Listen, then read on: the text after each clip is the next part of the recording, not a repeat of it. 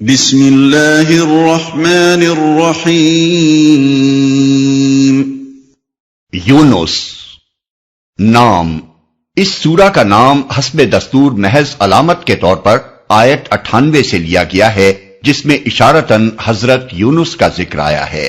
سورہ کا موضوع بحث حضرت یونس کا قصہ نہیں ہے۔ مقام نزول۔ روایات سے معلوم ہوتا ہے اور نفس مضمون سے اس کی تائید ہوتی ہے کہ یہ پوری سورہ مکے میں نازل ہوئی ہے۔ بعض لوگوں کا گمان ہے کہ اس کی بعض آیتیں مدنی دور کی ہیں، لیکن یہ محض ایک سطحی قیاس ہے۔ سلسلہ کلام پر غور کرنے سے صاف محسوس ہو جاتا ہے کہ یہ مختلف تقریروں یا مختلف مواقع پر اتری ہوئی آیتوں کا مجموعہ نہیں ہے، بلکہ شروع سے آخر تک ایک ہی مربوط تقریر ہے جو بیک وقت نازل ہوئی ہوگی، اور مضمون کلام اس بات پر صریح دلالت کر رہا ہے کہ یہ مکی دور کا کلام ہے۔ زمانہ نزول۔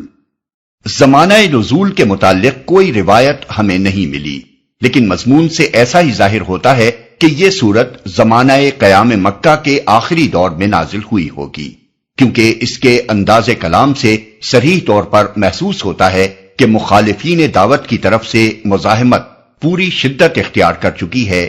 وہ نبی اور پیروان نبی کو اپنے درمیان برداشت کرنے کے لیے تیار نہیں ہیں۔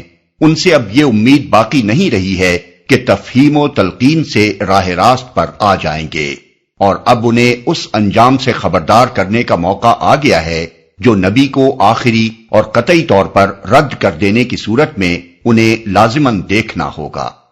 مضمون کی یہی خصوصیات ہمیں بتاتی ہیں کہ کون سی صورتیں مکہ کے آخری دور سے تعلق رکھتی ہیں، لیکن اس سورہ میں ہجرت کی طرف بھی کوئی اشارہ نہیں پایا جاتا، اس لیے اس کا زمانہ ان صورتوں سے پہلے کا سمجھنا چاہیے جن میں کوئی نہ کوئی خفی یا جلی اشارہ ہم کو ہجرت کے متعلق ملتا ہے۔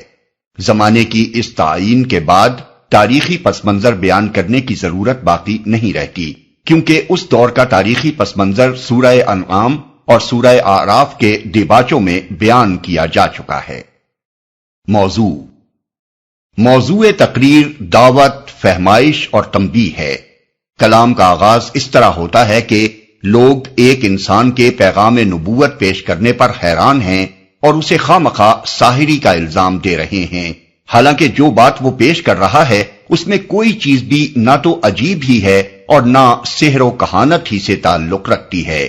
وہ تو دو اہم حقیقتوں سے تم کو آگاہ کر رہا ہے، ایک یہ کہ جو خدا اس کائنات کا خالق ہے اور اس کا انتظام عملاً چلا رہا ہے، صرف وہی تمہارا مالک و آقا ہے، اور تنہا اسی کا یہ حق ہے کہ تم اس کی بندگی کرو۔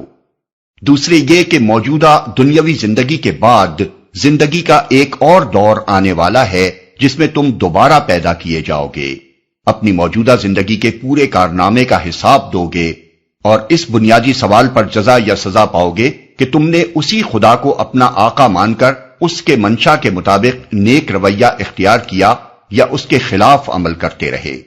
یہ دونوں حقیقتیں جو وہ تمہارے سامنے پیش کر رہا ہے بجائے خود امر واقعی ہیں، خواہ تم مانو یا نہ مانو۔ وہ تمہیں دعوت دیتا ہے کہ تم انہیں مان لو اور اپنی زندگی کو ان کے مطابق بنا لو۔ اس کی یہ دعوت اگر تم قبول کرو گے تو تمہارا اپنا انجام بہتر ہوگا، ورنہ خود ہی برا نتیجہ دیکھو گے۔ مباحث۔ اس تمہید کے بعد حسب ذیل مباحث ایک خاص ترتیب کے ساتھ سامنے آتے ہیں۔ ایک، وہ دلائل جو توحید ربوبیت اور حیات اخروی کے باب میں ایسے لوگوں کو عقل و ضمیر کا اطمینان بخش سکتے ہیں جو جاہلانہ تعصب میں مبتلا نہ ہوں، اور جنہیں بحث کی ہار جیت کے بجائے اصل فکر اس بات کی ہو کہ خود غلط بینی اور اس کے برے نتائج سے بچیں۔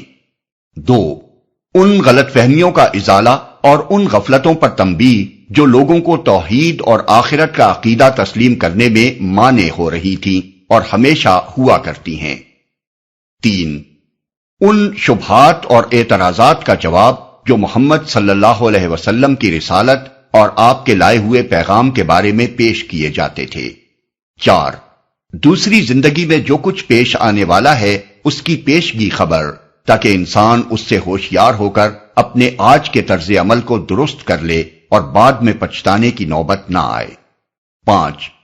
اس امر پر تنبیہ کہ دنیا کی موجودہ زندگی دراصل امتحان کی زندگی ہے، اور اس امتحان کے لیے تمہارے پاس بس اتنی ہی مہلت ہے جب تک تم اس دنیا میں سانس لے رہے ہو۔